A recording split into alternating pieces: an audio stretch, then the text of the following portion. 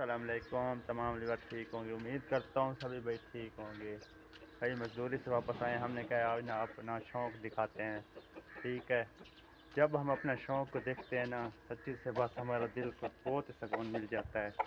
ये हमारा शौक़ है, ये चेक करें।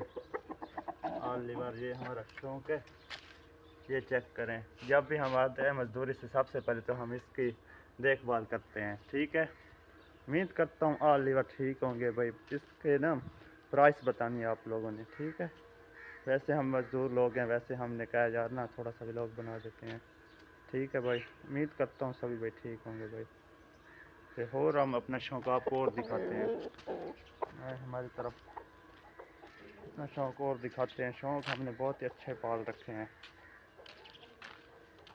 सारी टेंशन मुक वेंदे जब बंदा आप आके अपना शौक़ देता है।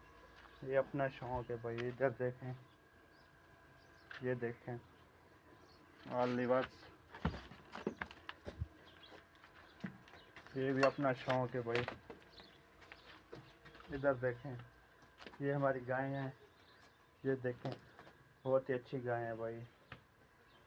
जिले भाई असा जो मजदूरी तो वलते थका टुटे हुए होने, असा जो इन्हें को अपना शौक़ देते हैं ना, बस दिल को एक सुकून मिल वेंदे।